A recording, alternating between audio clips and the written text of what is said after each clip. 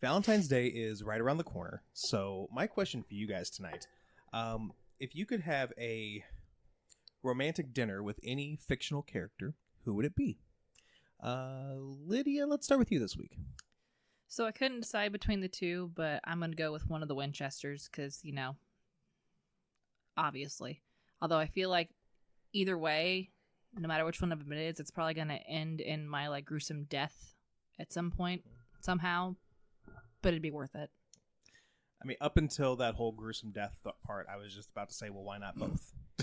I mean, that works too. Yeah. Maybe the death will be quicker that way. Tabitha. I was thinking way too hard about this earlier, and then I was like, why are you thinking at all? Like, the obvious answer to this question is Fox Mulder. Yeah. Mm-hmm. Yeah. My date I thought of kind of early on, but then I was like, let's try to come up with something better. But every other person I thought of, whatever, it didn't really match up. But I think it would be fun to go on a date with Iceman. Because we have a very similar sense of humor. And yeah. Matt. You think it would be cool? It would be cool. Where's my bell? It's right there. I can't reach it. Lydia, your first shame of the year. Proud of you. And during the cold open. Good job.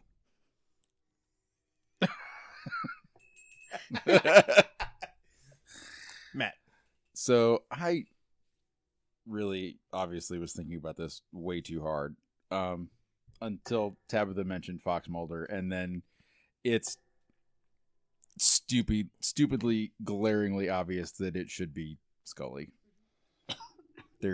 Yep, Scully. So if these two characters were to potentially come to life, and then you two leave each other for those characters, now that's some X-Files. Wow. Can't even be mad at that one.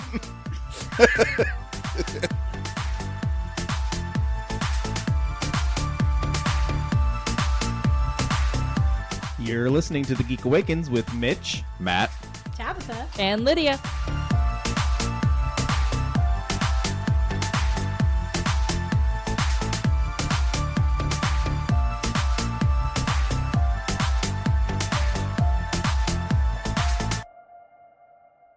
So, first thing I want to talk about, it's you think you're done with a person, and then she just comes storming back.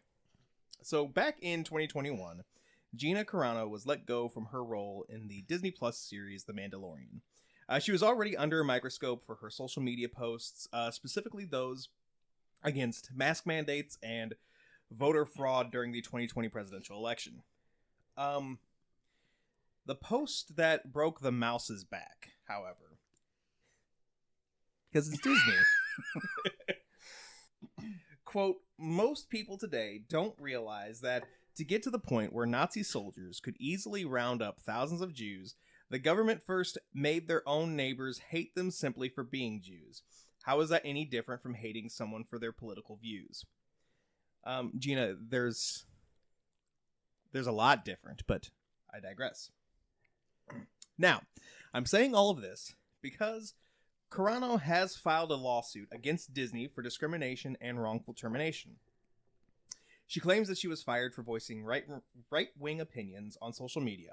The actress and former MMA fighter is also seeking a court order that would force Lucasfilm to recast her. To make matters more interesting, her suit is getting some help from Elon Musk and X.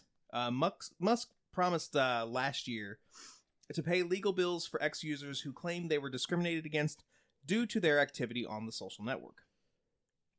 Joe Benarock, X's head of business operations, said, quote, as a sign of X Corp's commitment to free speech, we're proud to provide financial support for Gina Carano's lawsuit, empowering her to seek vindication of her free speech rights on X and the ability to work without bullying, harassment, or discrimination. Disney CEO Bob Iger was asked what his thoughts were on Musk paying for Carano's lawsuit, as well as potential other lawsuits aimed at Disney. His response, quote, none. Like an effing boss. Which he is, because he's the CEO. So, taking all of Carano's, like, political viewpoints out of the equation. Because if I'm going to be honest, when this whole thing first started, before she was let go for that awful post, for me, you know, speaking just for myself, that was still a situation where I was willing to separate the art from the artist. Disagree with Gina, whatever. Her character was still so badass. I was willing to be like, it's fine. We don't have to be friends. You can just go on entertaining me, whatever. But at the end of the day, this is not a free speech issue. This is a private company already being like, hey, what you're doing is not cool, knock it off. And then she, like, quadruples down, really. And so Disney had every right to be like, bye. This whole idea of, oh, they attacked my free speech and I'm going to get my job back because of this. What I would absolutely love for, like, maybe them to, like, settle out of court and Disney agrees to rehire her. And then in the first episode, her character, which, like, I have forgotten her character's name.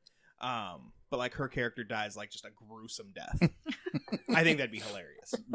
They'd probably be on par for what they would actually do, though. Yeah.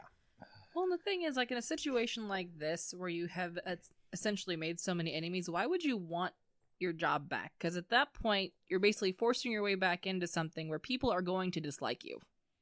Why would you want to put yourself through that at that point? Yeah. And maybe we are playing right into her game, but, like, maybe a lot of that too is to keep her name in the, you know, the public eye. Yeah. She starred in a movie last year and it did not get good reviews at all. Don't even remember the name of the movie or anything like that. Clearly did not watch it. But yeah, like, I don't know. You're absolutely right though. Like, why would you want to do that? Like, sure, sue them, get some money out of it if you really want to. You're still going to lose because, again, at the end of the day, Disney is not the government as much as, you know, in, I don't know, 10 years, maybe we won't be able to say that. But, like, as of right now, Disney is not the government. Disney had every right to fire her for that. Yeah, that's what so many people, regardless of which side of the aisle you fall on, tend to forget, is that you were hired and you were employed by a private company.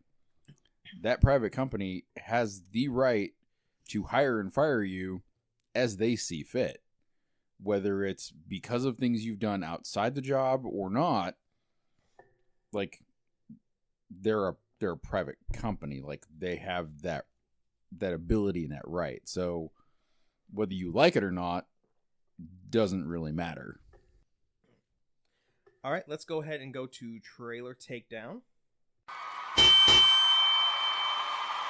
Let's get ready for Trailer Takedown! And again, we've got 6 properties. Guys, we need to start doing 4 or 8. This is only going to lead to tough math here in a few minutes. For you. So the first 2 that we're going to talk about is Bridgerton Season 3 versus You Can Call Me Bill. Tabitha, let's start with you. I'm ready for this new season of Bridgerton. This was more of a teaser trailer than it really was anything. And it gave us just a brief moment between what are going to be the main characters of this season. I really enjoyed the first 2.5 seasons of Bridgerton. I'm excited to see where they go with this couple. I just picked up the book that this one's based on, so I can get that out of the way first. While this is just a little bit of a teaser, it gives a little insight into what we already know of these characters. And then as far as You Can Call Me Bill is concerned, It's interesting to me that we're getting this film before William Shatner passes away, because normally we get these kind of movies after. So I think this is an interesting thing for him to leave behind as he gets near the end of his life, which good for him. I'm way more likely to watch Bridgerton than I am to listen to him Shatner comma for 2 hours. So I'm going to give 9 of my points to Bridgerton and just 1 to William Shatner, because the only thing I know him from is Star Trek. I didn't know he was in all those other movies that they were showing. Did you guys? Am I just blind? Am I dumb? Kind of. And actually, sorry to kind of cut you off there, Matt, but like that was one of the things that I was going to kind of bring up. I knew that William Shatner had a prolific career both before and after Star Trek, but when you say William Shatner to me, I don't think of anything other than Captain Kirk. Yeah, same. This documentary, You Can Call Me Bill, like, yeah, you're right, Tabitha. It's interesting to kind of see this as, you know, as this person is still with us. But it's also cool in that, at least the way that the trailer made it seem, it kind of looks like he's going to be able to tell his story. What's wrong? Okay. Breaking news, maybe. Hi.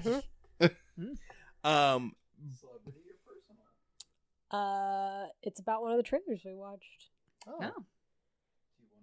I'll bring it up when we get there. Okay. Bridgerton, on the other hand, I have not seen any of Bridgerton. I know that it's, you know, popular or whatever. I get Bridgerton and Downton Abbey kind of confused sometimes. Like, yeah. Just keep your mouth shut, Tabitha. I know you're judging me. It's fine. So I'm almost going opposite of you, Tabitha. I'm giving You Can Call Me Bill 8 points. I'm giving Bridgerton 2 for 2 reasons. One, when the woman was talking to the man, I don't know their character names, obviously. Penelope and Colin. Okay, Penelope and Colin. So when Penelope was talking about Colin's like blue eyes or whatever, I don't remember exactly how she said it, but the way she said it reminded me of Donna Lewis's I Love You Always Forever. And so then I had that song going in my head for a couple seconds. It's a great song, so props to her. And then the other point is because You Can Call Me Bill was very hard to find on YouTube. I kept, like, I typed in you, nothing. Can, nothing. I didn't find the suggestion for the trailer until I hit that B for Bill. It was annoying. Lydia. So I'm pretty much right there with you. I've also never watched any of Bridgerton, so that's automatically going to give it less points for me because we all know me. I'm not going to probably take the time to catch up. I was really not expecting to like the trailer for You Can Call Me Bill as much. Like, anytime I think of William Shatner, I just think of, you know, how kind of weird he is now. So seeing all of the old, like, clips from Star Trek and all the other movies, like, he used to be, like, such a serious character actor. How did he go from that to what he is now? I'm confused. But in a good way. So, all honesty, I'd probably watch it more than I would go back and catch up on Bridgerton. So I'm gonna go with you and go 8 for Bill and 2 for Penelope and Colin, because they were cute. Thanks. I also, like, I was not worried, but like I was expecting when you said he was such a I was expecting you to say stud and not serious actor. Don't know why. I mean, he was much better looking when he was younger. I never really pegged young Bill Shatner to be your type. No. But still. Matt. So much to Tabitha's chagrin, I have not yet watched any Bridgerton. But I do, to Mitch's chagrin, know the difference between Bridgerton and Downton Abbey. They're very different. Downtown Abbey. My bad. No. You really don't know what it is then. Anyway, there's nothing about downtown in Downton Abbey, period. They're very different, but I do know enough about Bridgerton to know that this clip gives you a sense of who these two characters are and the interactions that they're going to have throughout the season. So as far as that goes, the teaser did do a good job of kind of like introducing you to how that's going to expand. Maybe someday, eventually, I will get around to it and catch up. You Can Call Me Bill. Unlike the Richard Simmons trailer that we watched a few weeks ago, William Shatner has given his basically blessing on this movie. As you can see, he's in the trailer. He's part of it. He, gives insight and things like that. I knew that he had a pretty prolific career after Star Trek. Did not know about everything he had done beforehand. But this kind of makes me want to see like where he's gone, like where he came from and how his career has changed and, gone along as he's gotten older. I don't know. It just looks like an interesting kind of retrospective, and to like that point that he would be able to chime in on this, before he's left us. He's gone boldly, as he would say. I'm going to give 3 points to Bridgerton and 7 to You Can Call Me Bill. Also, I totally did not realize he was that old. He's like in the 90s. 92. Yeah. So with a score of 24-16, You Can Call Me Bill moves on. Next round is A Quiet Place Day 1 versus Imaginary. Lydia, let's start with you this round. So I've not seen any of the Quiet Place movies. So I really don't have a frame of reference for what was going on. I was getting some very strong I Am Legend vibes, though. Imaginary, I'm intrigued, and I laughed at the trailer. However, this is also giving me vibes of something else, but it reminds me of a video game called Among the Sleep, because it revolves around you playing as a toddler with a little teddy bear companion going around with all of this like horror stuff going on. However, in the game, the teddy bear is actually your friend.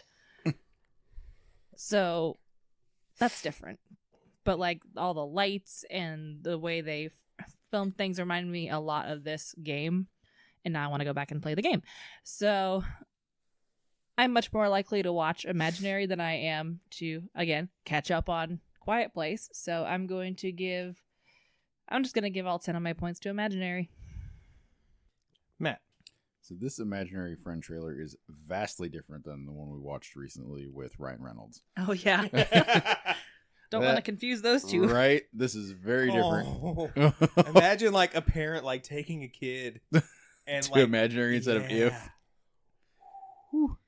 That's going to go poorly. This Imaginary looks like a good time, like a good horror movie. I agree with Lydia. I like how they play with the lights and the some of that stuff. I really liked how the fact that you got two basically different versions of these imaginary friends. Like you got what they look like in the real world, and then like their imaginary form, which obviously is much darker and scarier. The Quiet Place, I honestly don't know why they continue to make movies and turn this into a giant franchise. I haven't seen any of these. It doesn't mean that I don't kind of eventually want to watch them. But it's going to get points just based on the fact that you get to see the creatures.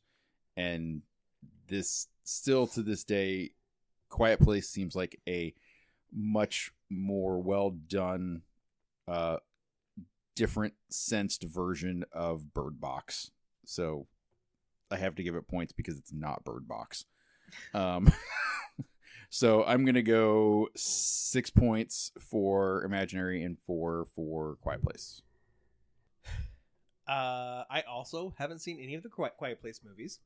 I've wanted to, but it was kind of like one of those things where like I always like when the first Quiet Place movie came out, I was like, this is clearly a movie that needs to be seen in the theaters.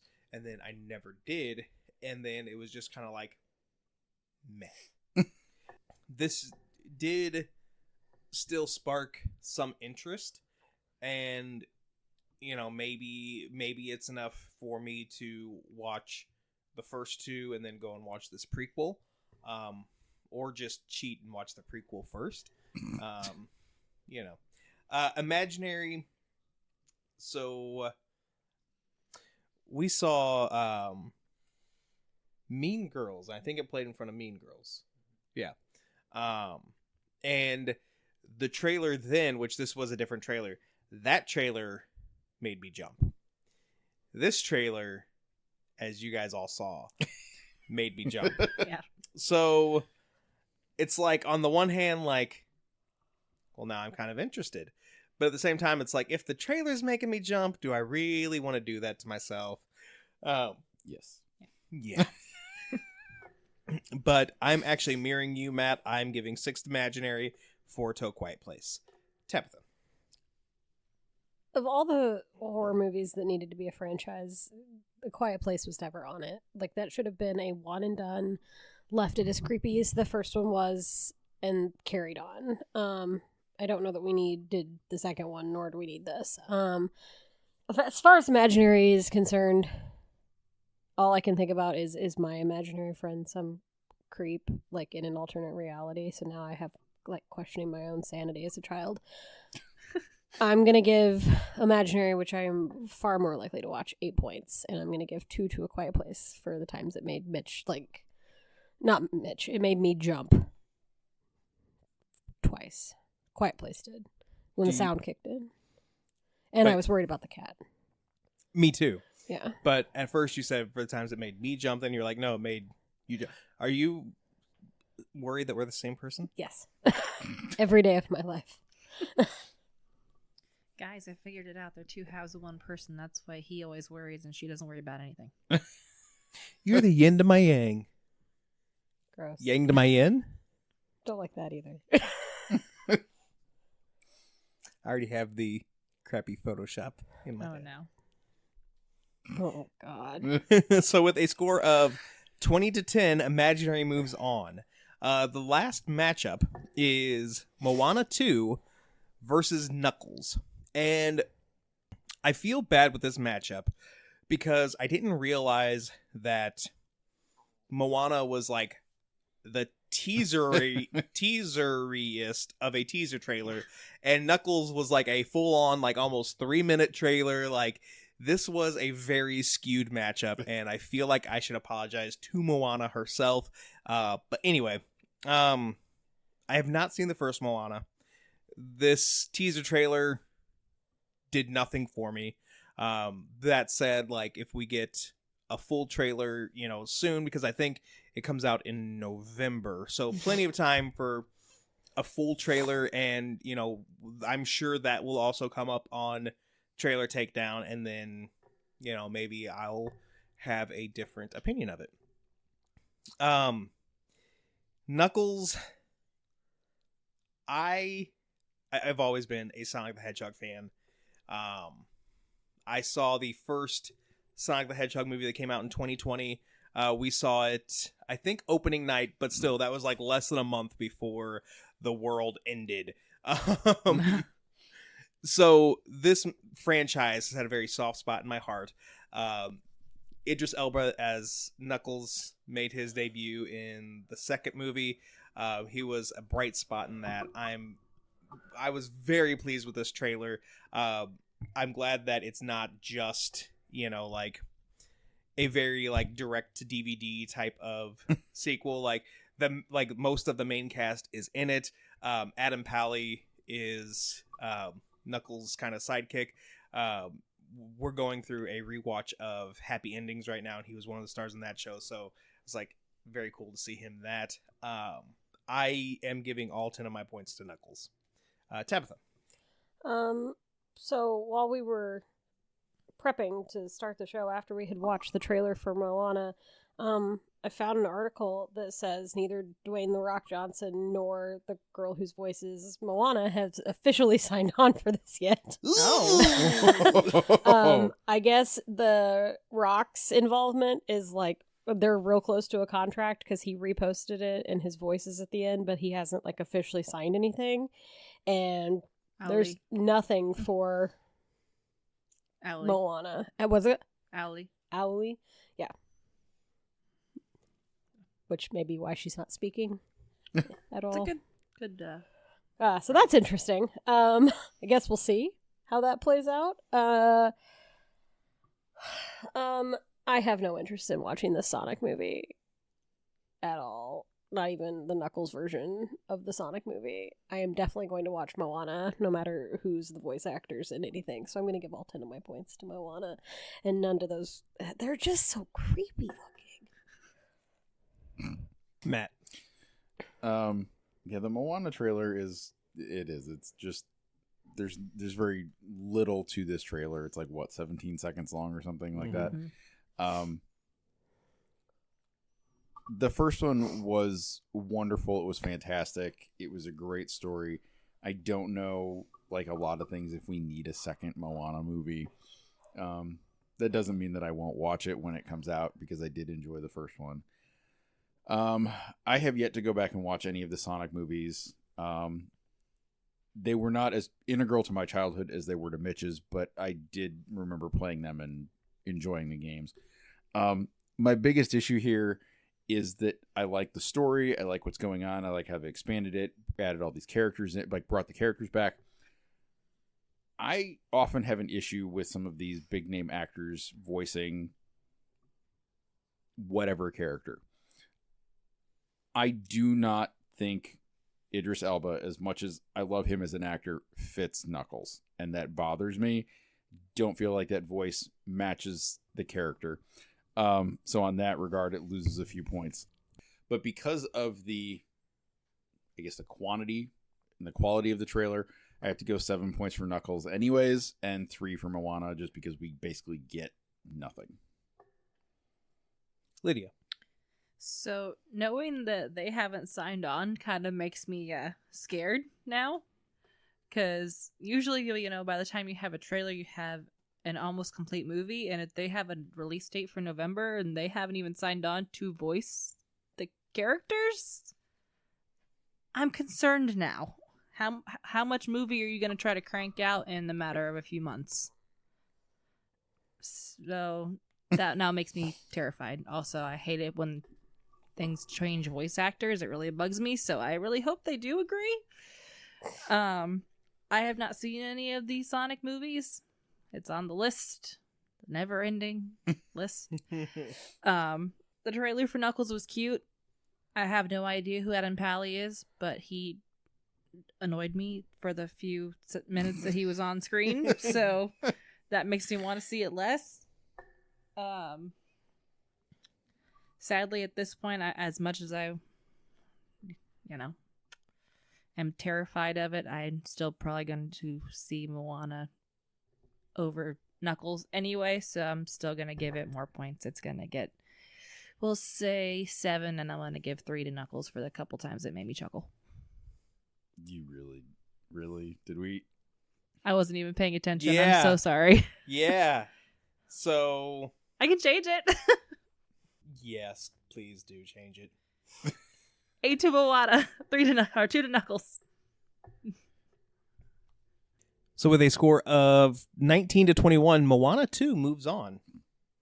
So in the finals, we've got You Can Call Me Bill versus Imaginary versus Moana. Matt, let's start with you this time. This is actually a fairly easy breakdown. I'm going to go 6 for Imaginary, 3 for You Can Call Me Bill, and 1 just because I will eventually watch Moana 2.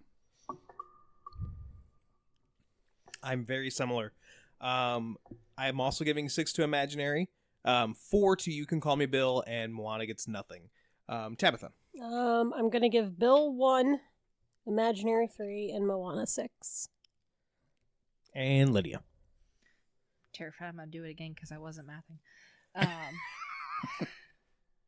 I'm gonna give 5 to Imaginary, 4 to Bill, and 1 to Moana, just because I'm trepidatious of it.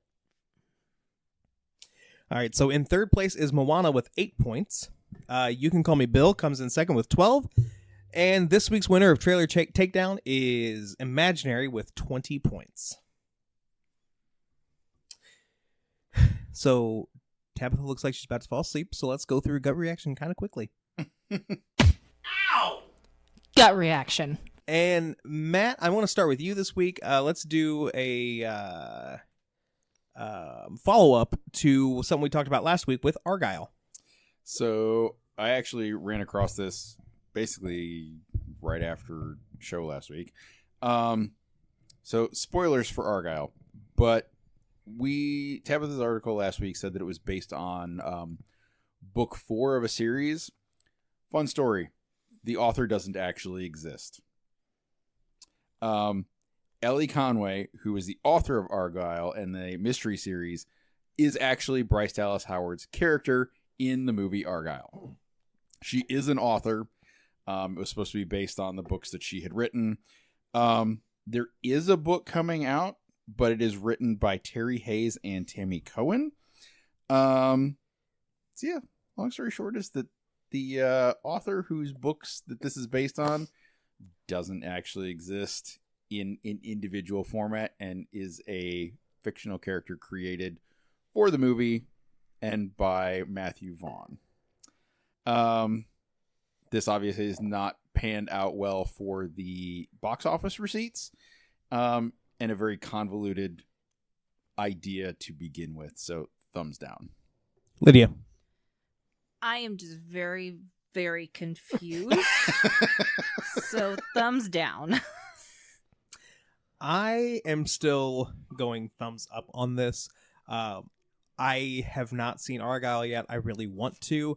The fact that this was written actually by a real person is still, like good. There was one thing that I was reading where it was like kind of speculating who the author would be, and like AI was one of those possibilities. If this book was written by AI, completely different story, but I'm still here for this. Tabitha. Yeah, I'm going to go with the thumbs down. Like, I don't understand how this happened, where we found these actors, how we pose this to... this feels like a marketing flop on their behalf, so no. Tabitha, let's go to some dark places. I was like, what? That sounds terrible. So HBO is going to be developing Gillian Flynn's novel Dark Places as a limited series, much like they did her previous book, Sharp Objects. We don't have any casting news as far as I'm aware. This was one of my favorite Gillian Flynn books. We also don't have any release dates, so I'm going to say cautiously optimistic since HBO did a good job with Sharp Objects, and also Gone Girl made a better movie than a book. I don't care who says what, so thumb sideways. Matt. I'm also going to go thumb sideways. I have not read any of these, but I also tend to be fairly skeptical when some of these thriller books become so unbelievably incredibly popular that, oh my god, everybody has to read it. It's the best book I've ever read. That makes me skeptical of everything that author does. So thumb sideways. Lydia. I'd have no frame of reference, so I'm just going to go thumb sideways. I too am going thumb sideways. Yeah, just at the end of the day, it's like, this is happening, but I don't have any more information. So I need to know more before I can give a thumb.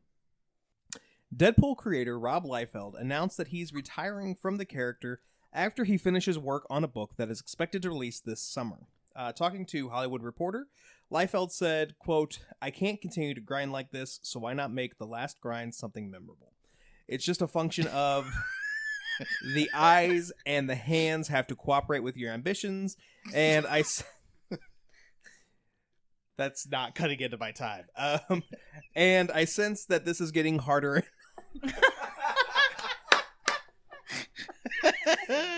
Why not just put my own guardrails up and deliver it on my own terms? I'm giving this a thumbs up. this does not mean a retirement of the character itself. I get where Rob is coming from, and especially, like if he's getting older and it's to a point where he knows that he's not going to be able to give the quality work that he wants to do, I totally get it and support him. Tabitha. Yeah, what a way to go out. Thumbs up. Matt. Yeah, credit to him. You created this character. If you're not going to be doing this character, like the story and art anymore, then do the best story you can possibly do for them. Go out on a high note, and then you can take a breather and do other things that you want to do in the comic book world. So thumbs up to him. Lydia. I appreciate knowing when it's time to step away from something and, give yourself some breathing room. And I also appreciate how many innuendos he crammed into one press release, especially considering he is a writer for Deadpool. Thumbs up. Yeah, and fun fact, when I was typing up my notes and writing down that quote, I did not pick up on any of that. So I don't know if it was intentional or not on Rob's part, but if it was, kudos. Lydia, let's talk about Disney and Fortnite teaming up. So Disney is going to be collaborating with Epic Games, who does the Fortnite games. Apparently, they are actually investing $1.5 million to acquire an equity stake in Epic Games. And they're also doing a multi-year project with Epic Games to create this whole, I'm assuming multiverse for gaming for Disney properties. So Disney, Pixar, Marvel, Star Wars, all that fun stuff. Bob Iger says, our exciting new relationship with Epic Games will bring together Disney's beloved brands and franchises with the hugely popular Fortnite and a transformational new games and entertainment universe. This marks Disney's biggest entry into the world of games, wrong, that's Kingdom Hearts, and offers significant opportunities for growth and expansion. We can't wait for fans to experience the Disney stories and worlds they love in groundbreaking new ways. So basically their plan is to take this and make a whole gaming system where people can create their own stories and things with the Disney universe. I'm not quite sure how I feel about this, and I'm also confused as to how they plan to incorporate all this with Fortnite in general. So I'm going to give it a tentative thumb sideways because I feel like maybe they have something good they can do, but also Fortnite? Question mark? I'm also going thumb sideways. This sounds like it could be play games. I still can't give anything a full thumbs up that has to do with Fortnite, and that's just because I'm too old for Fortnite. Matt.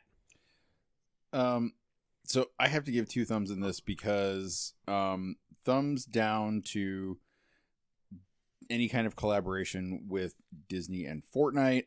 They've already done character skins, etc. As far as using Epic to create a game universe, I do feel like they picked a decent game developer and publisher in that regard, so thumbs up in that sense. Matt, let's talk about Stormgate. And when I was doing my notes and everything, I saw Stormgate and was worried because it sounded way too much close to Storm the Capitol, and I was worried that it was like Storm the Capitol, the game. No, there's no insurrection here. This is a game coming out from Frost Giant Studios, which includes a large group of former StarCraft 2 and Warcraft 3 developers. Newer indie studio. They put out a Kickstarter for this new real-time strategy game that they're developing. They were aiming for $100,000. They have already crossed $2 million and hit every single one of their stretch goals that they put out there. Which one of them includes a year of early access to this game for beta testing and development. They basically are claiming this is a Blizzard-style real-time strategy game. It's a spiritual successor to StarCraft 2 and Warcraft 3. There is no launch date.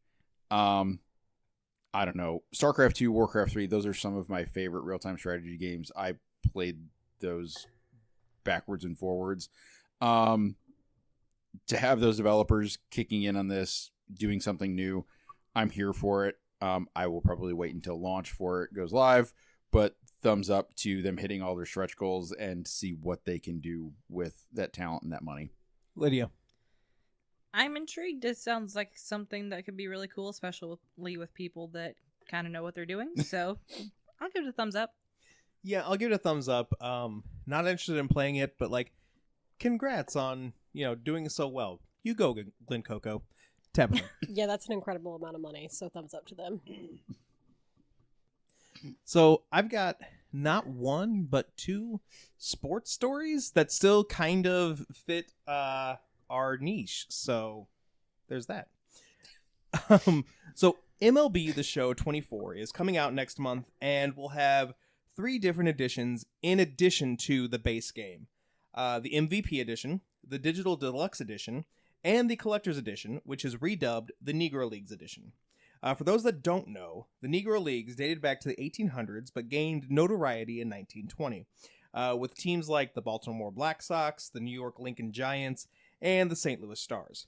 After the integration of black players to Major League Baseball in the 1940s, the Negro National League played its last game in 1958. The collector's edition of MLB The Show will sell for $124.99, and it includes the full game for PS4 and 5, a limited edition physical steelbook, limited edition New Era MLB The Show 950 hat, and more. There was, from what I saw, there was no gameplay that was released or anything like that, so I don't know like how much more the Negro League will play into this. I'm still giving this a thumbs up. The price tag seems steep at first, but for the extras that you're getting, especially a hat, kind of make it worth it. So yeah, thumbs up. Tabitha. Yeah, you lost me at the price tag until you started telling me all the additional stuff that was coming with it. At the end of the day, like, that's basically the price of a video game and a hat these days, so thumbs up. Matt. 125 is so much for these collector's editions. I do appreciate the baseball hat for the baseball game. Like, that's a clever new like add-on. I think it's wonderful that they're including the Negro Leagues in like whatever they're doing for the game this year. I'm gonna go thumb sideways because I still can't get behind $125 for a game. Lydia. Yeah, the only thing you lost me on at this was the price point until you started listing all the stuff that came with, and knowing how pricey some of these like deluxe editions and collector's items can get. That's honestly not that bad of a price tag once you started listing everything off. So I'm still gonna give it a thumbs up. So Warner Brothers Discovery, Fox Corp, and Disney are coming together for what's called a joint streaming sports venture. The app will combine streaming sports offerings from different networks, including content from ESPN, TNT, and Fox Sports, as well as hundreds of hours from NFL, NBA, MLB, and NHL. Giving this a thumb sideways, we got all these streaming services to get away from cable, and now it's kind of like, hey guys, remember cable? It's back in app form. But if this gets me to a point where I can watch a Cardinals game on my phone or tablet or whatever without having cable, without having to worry about blackout dates or whatever with the MLB app, I will eventually be here for it. But I still feel like there's going to be a ways to go. Tabitha. Yeah, with the inability to watch sports on streaming services that we have run into in the last couple of years, it would be very nice for everything to be on one platform instead of having to pay for the NCAA app and the Marquee Network app and the blah blah blah and the blah blah blah. Like, it's getting to be too much. So I'm honestly pro bring back cable, but I'm alone in my principles. So thumbs up for this app if eventually I can just, like Mitch said, stream my basketball games on my phone and not have to worry about it anymore. Matt. Yeah, it's a double-edged sword because we're returning to cable, which is what we were trying to get away from with the streaming services. But yes, trying to find basketball games and hockey games and baseball games and football games, it's so damn complicated. And I basically, at this point in the last 10 years, have given up watching sports pretty much altogether live because it's so hard to find what you want, when you want, where you want with blackouts. So if this makes it work, thumbs up. Lydia. I don't really sports that much to care, so I don't really care. Thumbs up ish, I guess, because you guys seem semi-excited. Tabitha, you have a couple of nostalgia topics. First, we're going to talk about Clerks. So, the Clerks movie, as we all know, has not been on Blu-ray. It is going to Blu-ray now for the first time as a very cool box set. The box set is actually the outside of the Quick Stop, and it is absolutely incredible. What is happening? Sorry. Oh, the premium box set is available now. The packaging, like I said, they went all out. I will say, Matt, bad price point, $116, which is 10% off the list price on Amazon if you are interested in that. It does have all 3 Clerks films on Blu-ray. Includes a 3D miniature of the Quick Stop, a working VHS return slot on the front of the box, and a rental return wall that can be vandalized, where you get a set of cling stickers that include in business logos and, if you know, jokes from the franchise. I'm here for this. I'm giving it a giant thumbs up. I know it's $116, but I still really want it. Matt. $116 for everything you just listed is better than the $125 for that video game. Oh my god, it's a 3D replica of the Quick Stop. Oh my god, I love Clerks. It is one of my all-time favorite movies. Clerks 2 is great. I've never seen Clerks 3 because it's so damn hard to find. I don't really even have a DVD or Blu-ray player in the house anymore. I have to get one of those and this. So thumbs down for the money I'm going to have to kick out, but thumbs up for having this forever and ever. Yeah. Lydia. I've never seen Clerks. I'm sorry, guys. Oh, it's so good. I know what it looks like. Mm-hmm. And you guys are excited, so thumbs up for you. Yeah, don't worry, Lydia. I also have never seen Clerks. Okay. I also don't own a Blu-ray player. However, Matt's reaction alone deserves a thumbs up. So, thumbs up. Is there a PlayStation in your house, though? There's 2, but they're both in the kids' room now. You can borrow them. It's fine. I gotta unplug it and move it downstairs. That's a lot of work. Tabitha, you've also got some news on Josie and the Pussycats. Wednesday, Washington, D.C.'s Awesome Con shared with People magazine that Rosario Dawson, Rachel Lee Cook, and Tara Reid will be holding a Josie and the Pussycats reunion in March. And then that also reminded me that it's been 23 years since Josie and the Pussycats came out, which my hips. So here we are. I'm very bummed that this is going to be just at Awesome Con. If this was going to be literally anywhere that I could possibly go, they show up at C2E2, I will literally bankrupt us to get a picture with these 3 people. Like all of us, even if like, we're not in the picture. Everyone, Yeah. all of us will be bankrupt. We will all be living on the streets in boxes. Matt. Not often do I think that these celebrity meetups and things. Yeah, this is one that should make trips to all the different cons and have panels and have pictures available. This is great. This is fun. This I'm in favor of. Thumbs up. Lydia. So instead of going to C2E2, Tabitha, you and I are just going to, go to Washington, D.C. and go see this. Okay, cool. This is awesome. I wish I had the money and the time to go do this because, yeah, nostalgia for sure. This is awesome. Thumbs up. Have we done Josie and the Pussycats for Guilty Pleasure Dumpster Fire? No, because why would we? If anyone in this room said that movie was a dumpster fire, I would put them in a dumpster and then set it on fire. Fair enough. This is really cool. I can't give it a complete thumbs up out of fear of Tabitha bankrupting us all if this were to happen at C2E2. But yeah, thumb sideways. Have you seen Josie? Okay, let's fix that. Yeah. Matt, let's talk about Oreos.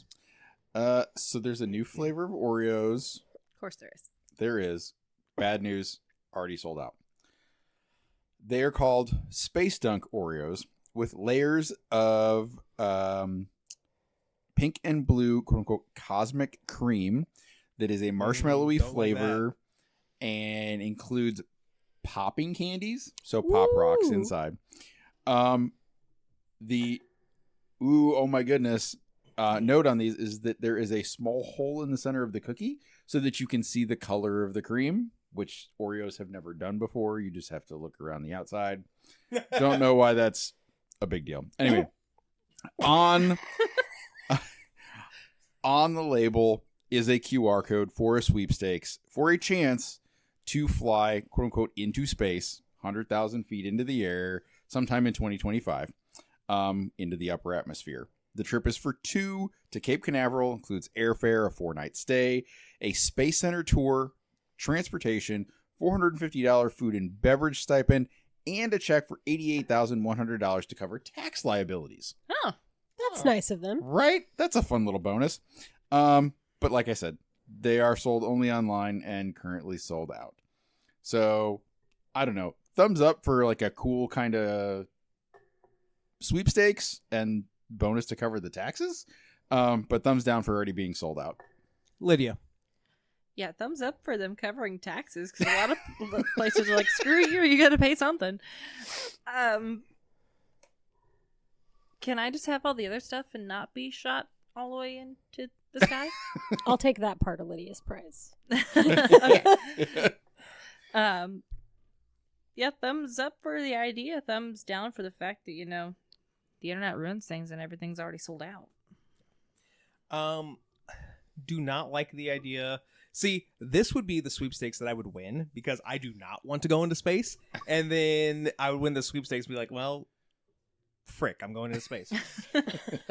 So that gets a thumbs down. As far as the Oreo itself goes, I would have to taste it before I gave it a thumbs up or down. So I'm going to go thumbs sideways on that. Tabitha. I like that the internet is calling the bisexual Oreos. It's bringing me so much joy. Giant thumbs up. Also, please, dear Oreos, send me into space. I'll even pay my own taxes. So before we get to our last story, Matt, you said that those Oreos were sold out. I think it was the pre-sale that was sold out. Oh, is it? Okay. I missed that. Because the link in the article basically only sent you to the pre-sale. Oh, damn. What if you win?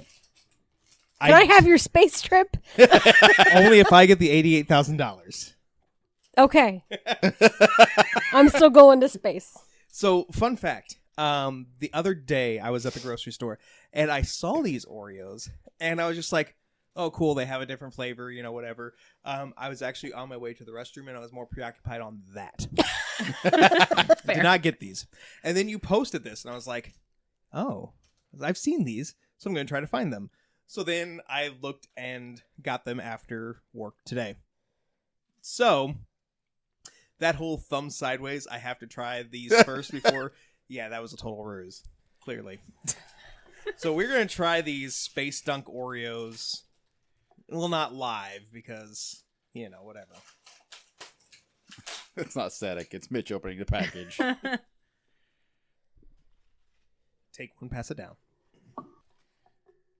I see why with the bisexual thing now. That's Yeah. Color. Yep. Wonderful. Yeah.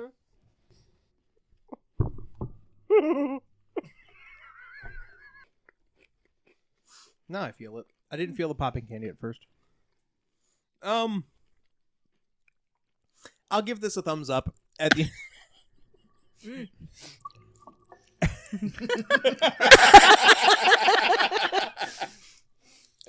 yeah, I'll give this a thumbs up. At the end of the day, it doesn't taste much different than a regular Oreo, but I also like Oreos in general. Yeah, this is fun. I'm gonna enter and we'll see what happens. Not There's Seth. Pop Rocks. Not Seth. I mean, they're really poppy, and I haven't had Pop Rocks in years, and I'm remembering that I hate Pop Rocks. Because it makes me feel like my teeth are trying to uproot themselves and leave my mouth. I just don't like the noise or the feeling. So, thumbs down on the popping. I'm gonna finish the Oreo though, because it's an Oreo. Yeah, I'm really getting the popping now. Tabitha. These are delightful. I am reminded that I love Pop Rocks, and now I just want a bag of them. So is that a thumb up? Oh, yes, thumbs up. Sorry. Matt. Yeah, thumbs up. Like they do have a like it does have a little bit different flavor for the stuffing. And I don't know. I don't mind the Would you prefer him say filling? I or don't like cream? it. No, God, I don't See, like any there of was this. no good way to do that. My throat's popping. Lydia. Yeah, thumbs up. These are fun. I can taste a little bit of the marshmallow Mm. at the end, and the Pop Rocks are fun. Other than that, it tastes like an Oreo, and I'm down. All right, so we've got our final story tonight. Tabitha, let's wash these Oreos down with some Truly. Let's not. No. So Truly Hard Seltzer. Truly Hard Seltzer has announced an ultra limited edition release of hot wing sauce flavored seltzer. This is actually sold out. But don't worry, there's a restock on the way. It's sold in a pack of 4 16-ounce cans and is available exclusively through the website givethembeer.com. The 4-pack sells for $24. No. But can only be delivered to customers age 21 and up in 5 states, none of which are here.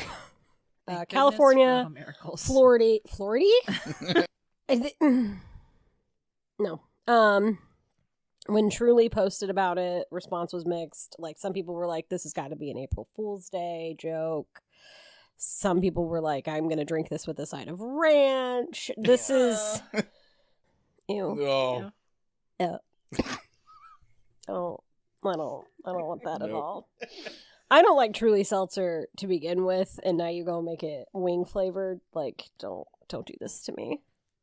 I would just rather have wings than a beer. Like a normal human. Yeah, like you showed me this video of these people trying it, and like the wife tried it, and she's like, oh, like her eyes light up, like, oh my god, it actually tastes like buffalo wings, and then like hands it to her husband, and he's like, are you flipping kidding me? He's like, I'm not doing. And he tries it. He's like, oh, I'm like, no, good reactions here. This is a crappy idea. Why are we doing this? If this was sold like in Illinois and I could have gotten some of this for the Super Bowl, 100% would have bought some of this for the Super Bowl. Like, I don't know. This is kind of like one of those weird things that yes, I would try. I mean, honestly, you could just get a plain flavored Truly and add a hot sauce to it, and you would probably be looking at the same thing. I was Okay. just thinking I'd rather just have a shot of hot sauce with a shot of ranch after it and leave the Truly completely out of the picture, but Mm-hmm. I thought you were gonna say like take like the seltzer or whatever and then like put buffalo chicken meat inside of it. And then like I don't know, like stir it up or something.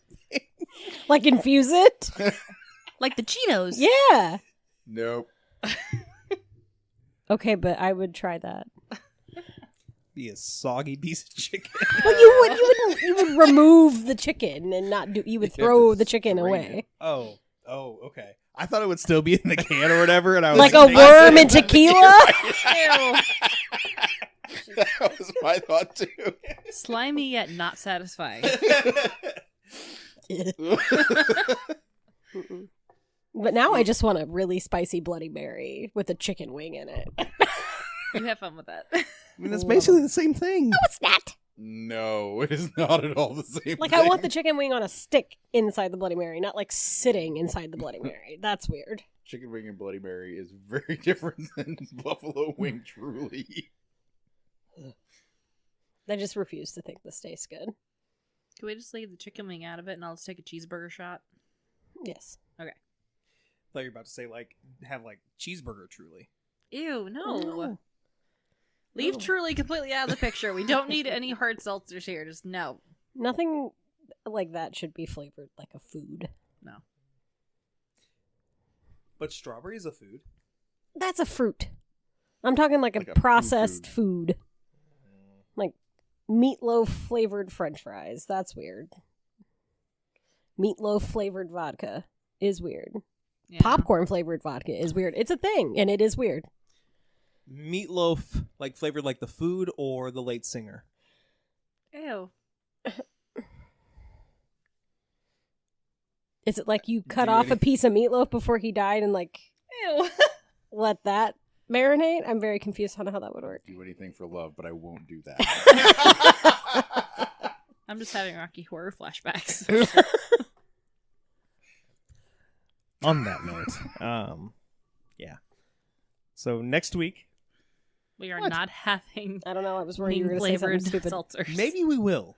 But next week, we were going to have a special Superb Owl Showdown with all of the trailers and commercials and everything from the Super Bowl.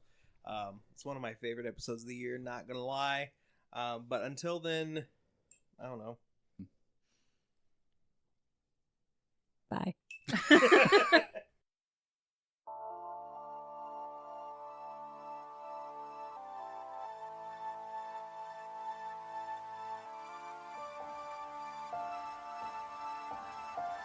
That's going to do it for this episode of The Geek Awakens. If you have any questions, comments, or concerns, shoot us an email at thegeekawakenspodcast@gmail.com. It would be a shame if you didn't follow us on Facebook and Instagram at the Geek Awakens Podcast or on Twitter at Geek Awakens. Theme music created and produced by E. Cannon Beats. Our logo was designed by Shay McCain. Thanks for listening. We'll catch you next time. We're boldly gone.